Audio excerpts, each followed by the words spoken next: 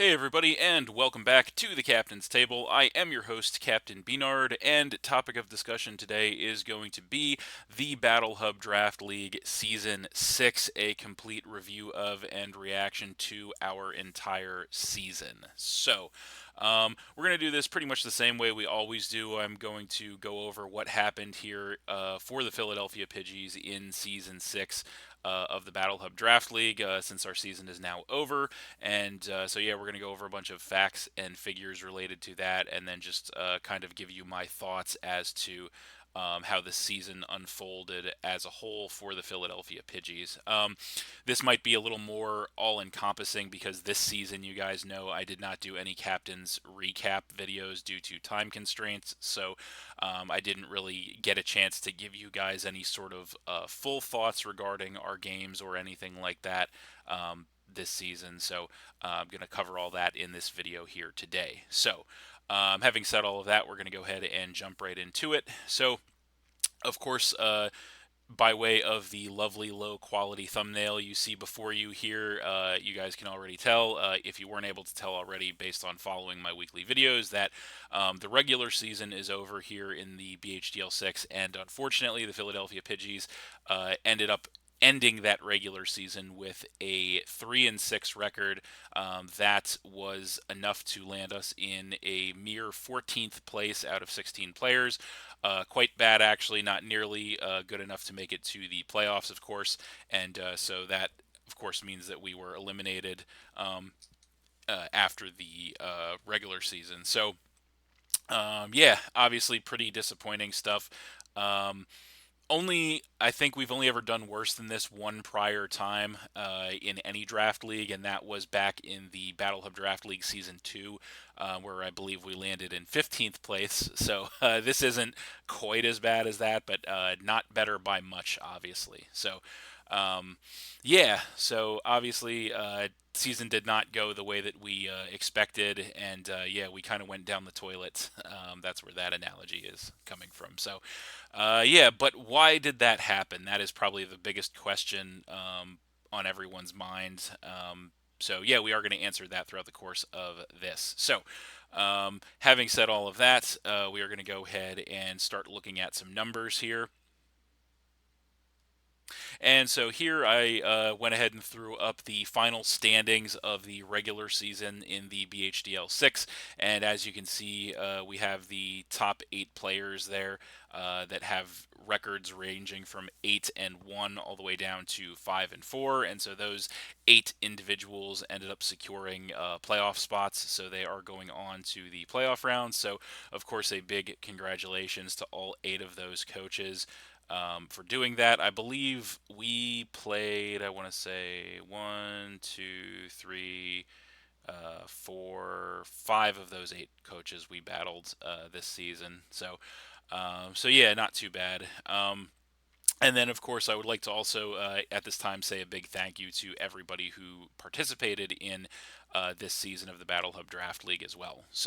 Of course, there you can see the Philadelphia Pidgeys all the way down in 14th place there, our 3-6 record with a -9 differential. And although that is the worst of the 3-6 records, I will say I actually don't think that's all that bad for a 3-6 record to have a -9 differential. We didn't really get blown out, except for I think there was one week that we got blown out. But other than that, all of our games were pretty close, honestly. We had a lot of like 3-0s, 2-0s, 1-0s losses, that kind of thing. So the games that we did lose were pretty close. The games we won were also pretty close for the most part. But yeah, so we didn't have like a hugely negative differential, which is kind of a silver lining, I guess. There are only 2 coaches that did worse than us this season, as you can see. Obviously, we're pretty close to the bottom there, so that is not what we wanted, and not the performance, of course, that we would come to hope for or expect from our Philadelphia Pidgeys here, particularly in the Battle Hub Draft League. But yeah, that is just kind of how the final standings shook out here in the BHDL6. Um, having taking a look at that, we're going to go ahead and move on, and we're going to now take a look at the team throughout the season. So right here on the screen, you can see the original team that I drafted here for the BHDL6. This was my team in weeks 1 through 3. Prior to any transactions being made, and yeah, so as you can see, we did go over this in the last episode of the captain's table where we talked about the draft analysis and all that. Um, I will say I want to say more about the team, later on in the video. But as far as the original version of the team goes, I think that there were a couple of missed opportunities as far as this goes, and so I think that one of the bigger missed opportunities on this team, and possibly the biggest missed opportunity for this team, was the Terra Captain setup, and so I wasn't super happy with my Terra Captains right off the jump. I thought Berserker had potential to be a pretty decent Terra Captain, but I didn't really have much confidence in Volbeat. But at that point in the draft, there really wasn't much of anything else available. So yeah, as you can see, the kind of the big players that we drafted were, of course, the Hawlucha, Galarian Weezing, Incineroar, Jolteon, Gastrodon, Mesprit, and Mousehold to a lesser extent. And then we have our Berserker, Trevenant, Volbeat, a little lower point value Pokemon there. But yeah, I actually quite like this team on paper, and I still kind of like this team on paper, to be honest with you guys, even postseason. Um, I thought that this was a pretty fun team and a pretty cool team on paper.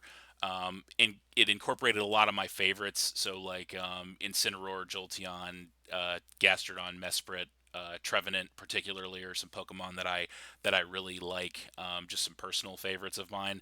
Um, so so yeah, I was happy with it from that perspective. But um, yeah, that was the team weeks 1 through 3, and then after that, we went ahead and made a little transaction in the next week, and we went ahead and dropped our Volbeat for Probopass, which, in hindsight, I do still think was a good decision. I think that Volbeat didn't really have a place on this team, as it struggles to have a place on most draft league teams, even in a lower tier format like this.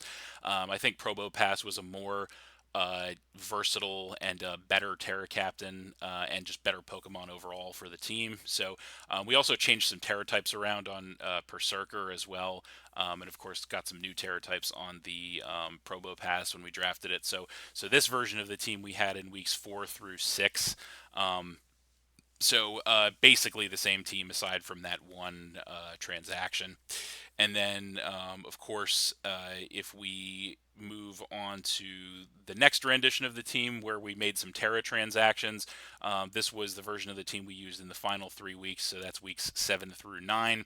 And in these weeks, the only differences are we changed some Terra types around on our Berserker and our Probopass. So nothing crazy. The team did not change very much, obviously, as you can see throughout the season. And I'll speak a little bit more on that later. But I had thought about probably, I want to say around like week 4 or 5, somewhere in that vicinity.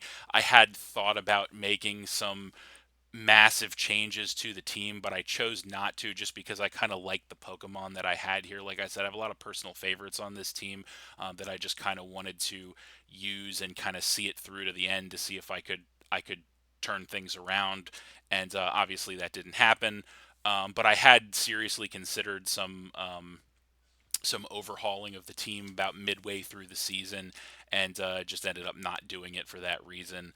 But yeah, so like I said, team didn't change too much throughout the season. In hindsight, it probably would have been a good idea for me to have made those changes. So it would have been to try and save the season. It probably would have been a smart choice to make some of the big moves I was thinking about. So um, one of the big moves I was thinking about was making getting a more stable terrain setter on the team, or a Pokemon that prefers to be a terrain setter more than Galarian Weezing.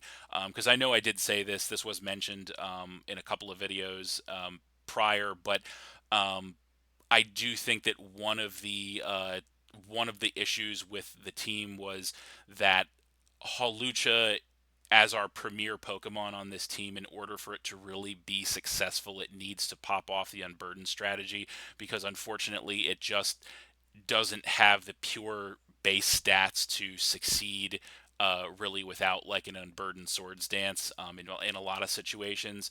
And so I think that we put too much. We had too much rule compression around Galarian Wheezing. I'll say that we put too much weight on Galarian Wheezing's back, I think, and it just couldn't carry the load. Not that it's not a good Pokemon, because I think it is, but I think that we put too much on it, and a big part of that, quite honestly, was just because I wanted to make the team with make the team a certain way, because I had used all the other terrain setters already in previous seasons here in the BHDL, and I kind of just wanted to see if I could make the misty terrain work. And so we all know the answer to that at this point, but that was something that I wanted to try to do this season. So um, obviously didn't quite work out. So having said that, we will go ahead and move right along and take a look at our overall team statistics here for the season. So as you can see, we have all Pokemon that appeared on the BHDL6 Philadelphia Pidgeys over there on the left side, and then we have how many games these Pokemon came to, how many knockouts they scored, how many times they fainted, and then the plus or minus ratio for that Pokemon. So um, the maximum number of appearances any of the Pokemon could have had would have been 8. And that was because we did get there was one week that was not played. That was week 1. So we only played actually 8 games, because we got a free win in week 1 due to our opponent having to not be available or reschedule. So yeah, maximum number would be 8, and so you can see the Pokemon that we obviously used in just about every game this season. We have the Hawlucha, of course, at the top, that came to 7 out of the 8 games that we played.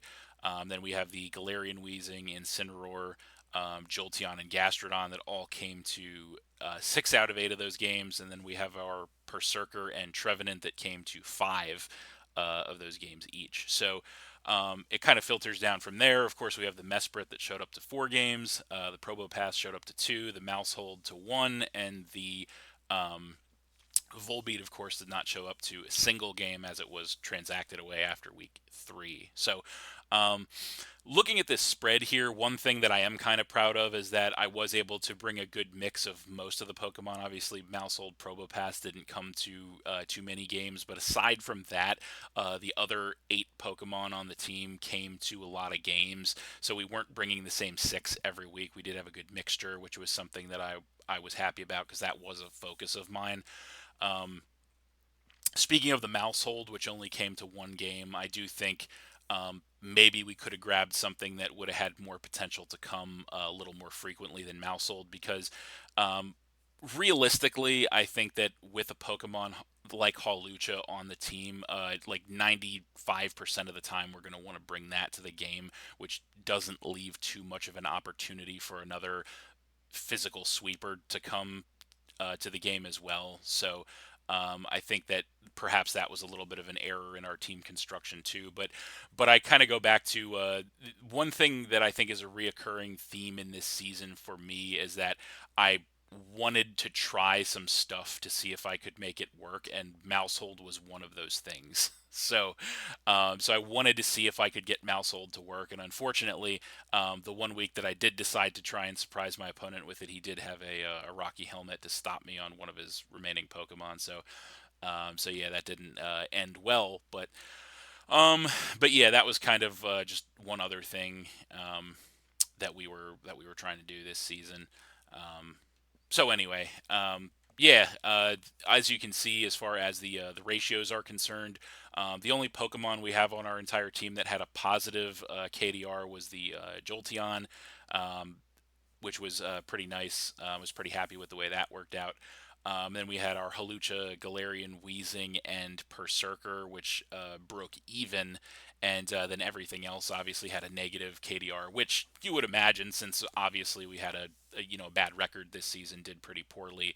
Um, Obviously, you wouldn't expect to see like any kill leaders on a team like this that had this kind of record. So, but that's how the Pokemon did individually, how I brought them to games and such. So. But moving on from that, that is going to go ahead and feed us right into some Pokemon awards. So we have our normal 4 player awards here on the screen.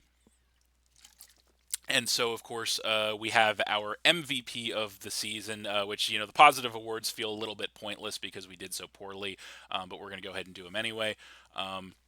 So, of course, based on the last slide, it should be no surprise that we're going to award the seasonal MVP of the Philadelphia Pidgeys this time around to Jolteon. Jolteon was the only Pokemon with a positive KDR. It really did carry the team in a couple of games. In the couple of games we won, and even some of the close losses that we had, it did put in a lot of work this season. I think I gained a new respect for Jolteon. Not that I didn't have one before, but without the ability to Terra, Jolteon is a little more limited for sure. But it still put in quite a bit of work even without the ability to Terra. So I was very happy with the performance of Jolteon this season. Next up, we have the Pokemon that I had that exceeded my expectations, and I think I definitely had to give that one to Berserker.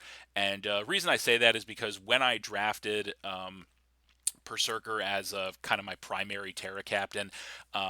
It was at a point in the draft where most of the good Terra captains were gone already, and so I drafted Berserker because I wanted to have a couple of Terra captains, obviously, and I didn't really have super high hopes for it. Like, it is a cool Pokemon and it can hit pretty hard. But I didn't expect it to like go nuts or anything, and it did hold its own. I will say that it did relatively well. It ended up only breaking even, but I think maybe if I had played it a little differently, or supported a little bit better, perhaps it could have done even better. But even so, I do think it did exceed my expectations for it. Um, but of course, that is going to bring us to the negative player awards, and of course, we have 2 for that category as well.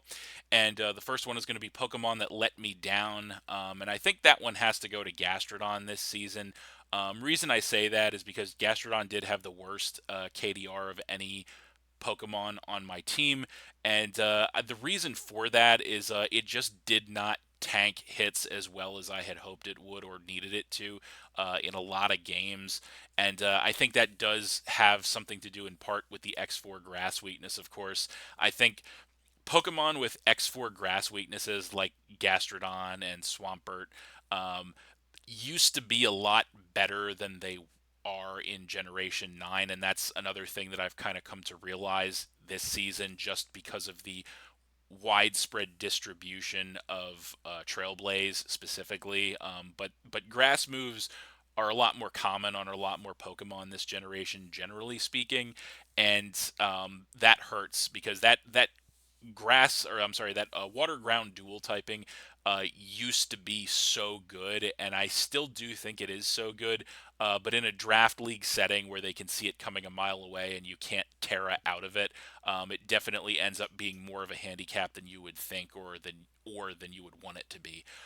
So that's something that I really did kind of come to learn from this season as well. Gastrodon does not have the greatest base stats in the world either. They're okay. But they're not the best. And yeah, it definitely didn't tank as well as I thought it would this season. So yeah, I would say that was probably I definitely, of all the Pokemon that I had higher hopes for, I think that did not perform as well as I'd hoped. Gastrodon has to be the top of that list. Um, and then the LVP this season, I think, after very little consideration, has to go to Mousehold. Just due to the fact of what I said earlier, I think that Mousehold is an interesting Pokemon because it's capable of doing tremendous amounts of damage, but all it takes is like one Rocky Helmet or one miss, and then you're screwed. So Yeah, it's unfortunately it's an interesting Pokemon. I do like it a lot actually, and I wanted to see if I could make it work. And in fairness, the team was not really designed to support Mousehold. Mousehold was kind of just like an afterthought, in case I didn't want to bring Hawlucha, or if Hawlucha had a particularly bad matchup in any given week. And I pretty early on did come to realize that there weren't going to be too many opportunities to bring Mousehold. But like I said, the one game that I did bring it to, it really fell flat thanks to a Rocky Helmet. So for that, I think it definitely has to be the least valuable player of the team this season. Um, but moving along, we are going to also have some game awards this season. We're only going to have two this time around since we only ended up playing 8 games. So we're going to have our personal favorite game of the season and our personal least favorite game of the season here. So our personal best game of the season, in my opinion, had to be our Week 6 game versus Danger Dave. So shout out to him. He's a fellow YouTuber as well. And I think we definitely had our best match of the season against him. Just due to the fact that we did win the game, it was a 1-0 victory, extremely tight victory. It was a highly competitive game, a back and forth game at that, and it came down to the wire at the end. I feel like there were a lot of games this season that I was not playing very well, but I think this was one of the ones that I played pretty well. Probably my best played game of the season as well. So I was happy with my performance in this game. I think Dave did a good job in this one. It was cool to battle him because he's been YouTubing for quite some time, as I understand it. And so, yeah, I was not familiar with him prior to this, but I thought it was cool to face off against him. So I definitely think that was our best played game this season. Um, and then on the flip side of that, I will say that I believe our worst played game of the season was actually a week prior, and I think that had to be our Week 5 game versus Brandon. And so the reason that I say that is because even though this was not the game that we got blown out in, we only lost this game 1-0. Um, this, I think, was absolutely a game that we should not have lost because we came out of the gate really hot, played really, really well in the early to mid game, and then toward the mid to end game, really just made some awful misplays that ended up costing us the entire game. Um, and so I will say, you guys probably know this about me already, but I will say that I I really hate when I cost myself a game through my own poor playing. That's something that I really hate. Something that I doesn't sit well with me. So it's one thing if if I lose for other reasons. So if I lose because my opponent just made next level plays, or I lose because of hacks, or I lose because of that stuff is one thing, but losing games based on my own poor performance is just something that doesn't sit well with me. And so I think this game was definitely a case in point for that. So I think that definitely has to be the worst game of the season for us there. Um, and I do think there were some games this season. So I kind of divide this season up into three separate sections as far as like the games that we played. Um, and so I think that there were 3 games this season that we won. And then there were 6 games that we lost, obviously. So put the 3 games we won aside for a second. Of the 6 games we lost, I think you can split those into 2 categories, and for me anyway, and those would be games that we lost that we lost due to stuff that we probably were going to lose no matter how well we played, stuff like that, it was more out of our control, I guess would be a better way to say it, like games that we were just we did not play to the point that we were in control at any point in the game, stuff like that. And then the other half of the games we lost, I would say, were games that we were either in the driver's seat at one point, or we had a plan and we were doing well, and then something went wrong. We made a colossal misplay somewhere along the way, and then ended up losing a game that we were in position to win. And I think, again, this is probably the worst example of that this season. Um, but yeah, these things do happen. So what can you do? So yeah, with that being said, we're going to go ahead and circle back to the question of what happened. So um, we are here at the end of our 10th draft league here for the Philadelphia Pidgeys total. This is our fifth appearance in the Battle Hub Draft League in season six, of course. And so historically, we've done pretty well in the Battle Hub Draft League. So we've made of the 5 seasons we've participated now in the Battle Hub Draft League. We've made it to the semifinals in 3 of those 5 seasons, and after this one, we will have not placed in the other two. So the big question is, what happened to the Philadelphia Pidgeys this season? Well, I kind of already addressed one of the things, or one of the reasons I believe that we didn't do so well this season. But that one is kind of the least of the reasons, in my opinion. I would say I thought about this quite a bit over the season because in the beginning we kind of had a little bit of a roller coaster season. We were kind of win one, lose one, win one, lose one, and then toward the latter, few weeks of the season, it was just kind of a nosedive. We just lost a bunch in a row, and so. Um, the reason for that, I think, all in all, probably the biggest reason would be our lack of time. And so I know I've mentioned this a couple of times, either in videos or on the Discord, but the past 5 or 6 months have been pretty busy in my personal life. I actually got a promotion at work, and so I'm working a lot longer hours, and I have a lot less free time. And so, unfortunately for me, I didn't have as much time to put into the participation this season as I normally would, and I didn't have nearly as much time as I wanted to put into the season. So um, I think that really showed. I really still wanted to participate despite that this season because it was a lower tier format. I've never actually been in a lower tier draft league itself, which is kind of like a sub reason I would say that we had some difficulties is because I do think that the lower tier format, or at least the lower tier draft format, definitely there was definitely a learning curve to it, and I didn't pick it up as well as I had hoped I would, or as well as I thought I would, frankly. Um, since I do spend a lot of time playing lower tiers in competitive for fun or against people in just casual battles. Um, but yeah, as far as the time constraints are concerned, I didn't really have a lot of time to prep and play a lot of weeks. I would say um, I ended up having enough time to I guess I would say have decent prep for most of my matches, but then I didn't really have a lot of time to test, if that makes sense. So normally I will, uh, throughout the season, I won't do mock battles, but I'll just kind of have tests against random opponents, like a few test games to kind of see if I'm getting good team synergy with the Pokemon that I've chose to use. Um, and so I didn't really have much time to do that.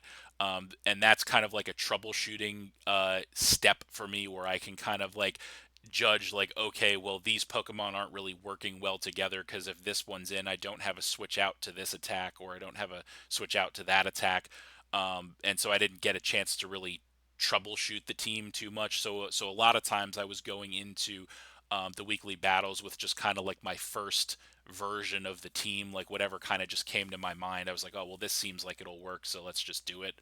Um, and yeah, so lack of time to prepare um, for these games, I think, was the biggest problem, and that does kind of tie in with the team aspect as well. Because while I still think that I drafted a pretty cool team, I think that um, this team that I drafted was a team that required me to put a lot more time into making it successful than I was able to put in. Like these Pokemon were not autopilot Pokemon for the most part. I mean, you could make the argument with Hawlucha to a point, but for the most part, the team was not like an autopilot team. It was a team where you really needed to spend the time to craft creative sets and you know IV EV spreads, that kind of thing. And unfortunately for me, I a lot of times didn't have the time to do all that stuff, or at least do it as well as I should have.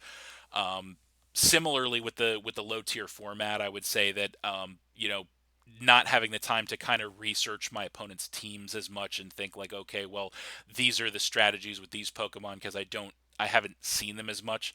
I guess that's one of the advantages to the higher uh, tiers is that when you see standard cookie cutter OU Pokemon, whether it be in Draft League or in casual battles, you just automatically know. Like, in Generation 9, for example, when you're doing a Scarlet and Violet battle and you see, like, oh, Great Tusk, Goldango, like, you know what's coming, like you don't really need to look into that too much or research that too much. But when it comes to a lot of the lower tier Pokemon, it's stuff that even as someone who plays the lower tiers more frequently, I'm not familiar with all that stuff as much so as the OU stuff. So I think that not being able to invest that time to kind of look into those Pokemon and think, okay, well, these are the more common strategies with these Pokemon. So this is the way that I should build to kind of counter that.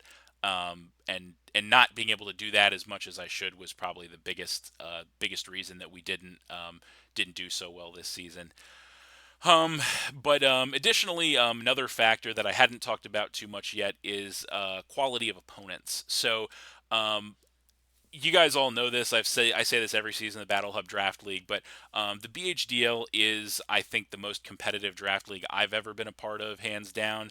And I think it is it's a very intense, cutthroat league, and there are a lot of very passionate players that join the league that invest a lot of time into planning and preparing and drafting and crunching numbers and coming up with sets and all that kind of stuff. So the competition is continuously leveling up. So if you are not leveling up alongside of them, you're going to kind of get left behind. And I think that is really kind of the story of the Philadelphia Pidgeys in the BHDL6 is that we were kind of like, I would say I was either flatline or I maybe got a little bit worse as far as my own personal skill or play style, just due to not having the time to kind of keep up. And while I either flatlined or took a step back, everyone else was, say, taking 2-3 steps forward in their game. And so that really showed.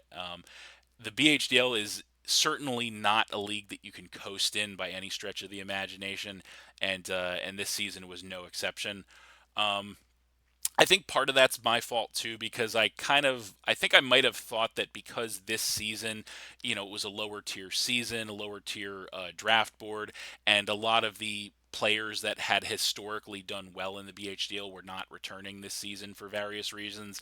I kind of lulled myself into a false sense of security perhaps and just think like, oh, I'll just, a lot of the heavy hitters aren't returning, and I've done well enough in the past so I can kind of just coast. And not the case, for sure, not the case. So yeah, that did not happen.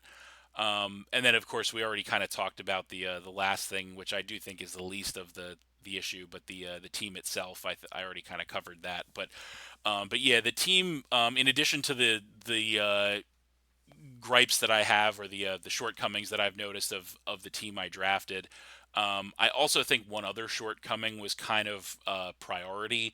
And so the only forms of priority that I had this season on the team were a couple Pokemon had Sucker Punch and a couple of Pokemon had Fake Out, and those are not super optimal priority options, to say the least.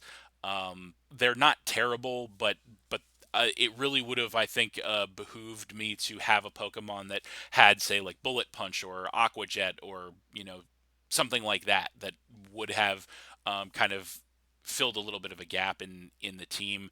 But yeah, other than that, I think I already kind of went over the little issues with the team. I think synergistically, Galarian Weezing is not a very good terrain setter. It's a great Pokemon, but it's not a good terrain setter by any stretch.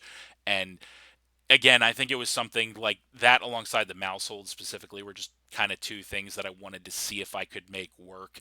And unfortunately, I just didn't have the time to be creative and smart enough to make them work, for lack of better explanation. So, But yeah, all of those factors kind of added together, and then they resulted in the downfall of the Philadelphia Pidgeys here in season 6. So anyway, all right. So closing thoughts here. We're gonna wrap this up. And there, of course, you can see our new logo. I guess I'd be remiss if I didn't mention, the loss of our de facto mascot slash de facto team captain Gudra this season. Definitely played perhaps a hair of a psychological factor in our downfall, but I'm not really willing to seriously blame that for anything, because I know there's some people who can't take a joke out there, so that's a joke if you didn't know. But um, but yeah, closing thoughts here. Um, yeah, I will say that obviously this season was pretty disappointing for me, particularly because as someone who loves to play the lower tiers, I was really hoping that I could have done better in a lower tier draft league format, and I think what it came down to at the end of the day, as I stated a couple times now, is just not having the time to be as creative and test and prepare to the point that a lower tier league needs. And it's kind of ironic because the thing that I always say, which I do firmly believe, is the reason that I like the lower tiers over the higher tiers is that you have to think more, you have to be more creative, you have to think outside the box more in order to succeed. And ironically, I didn't really have. I felt like I didn't have enough time to do any of those things adequately this season, which I think is the overall reason that we didn't do so well. We just weren't in most of these games that I played. I would say it didn't feel like I was making the plays. I was making kind of like the wrong plays in like every scenario across the board in several of these games, and it really showed. And so yeah, it's it's all those things coming together. So yeah, of course, disappointing to not do better, particularly in under this environment. But I guess when I think about it and I add all the factors up, not surprising. But I do still think this was a very educational season for me. I will say that I did learn a lot from this season with the way that this season shook out here for the Pidgeys. I learned a lot about Pokemon. I learned a lot about people. I learned a lot about competitive, generally speaking. I've been doing this for a long time, and I'm always learning new things. And so that was probably the silver lining I would take away. Um, is I did learn a lot about a lot of things this season. But I also did have some fun along the way, not as much as I would have hoped, but I had fun using certain Pokemon. Like I mentioned, there were a lot of personal favorites on this team that I had fun using. Um, and so, yeah, that was kind of a silver lining for me as well. Of course, returning as a commissioner was always nice. It was always cool to be able to try and make the league as best as it can be for everybody else. So it wasn't a total loss, but still, a disappointment that we couldn't at least make it back to playoffs this season. But I will say, unlike other seasons, one of the kind of takeaways that I have at the end of this one is I know usually at the end of these videos I will tell you guys that I'm not sure if I want to come back and do another draft league season, next time around. But I will say that the one difference this time around is that I am very very determined to come back next season and do better. And I think that ties in with the learning aspect as I learned a lot this season, like I said, about the game, but also about the people who play it as well. And so I am very determined to return in a future season of draft and make the Pidgeys fly again. So But yeah, that's going to do it for this one. Thanks for watching again, everybody. I hope you all enjoyed. Please hit that like button, leave a comment, and/or subscribe if you did enjoy, and stay tuned for more new videos in the future. I do have a couple different ideas briefly I want to speak on before I head out about the future of the channel, and there are a couple of ideas that I'm kicking around. There will be more content coming your way, perhaps on games not Scarlet and Violet. I know that we are winding down with Scarlet and Violet. I'm sure I'm going to do a little more with Scarlet and Violet, but there are other games that I kind of want to do a little more with too. So I will leave that up in the air. So there will be more content on the horizon. I can guarantee you guys that. So stay tuned for that. And for now, I will simply leave you with this. So that is going to be it, and we will see you next time.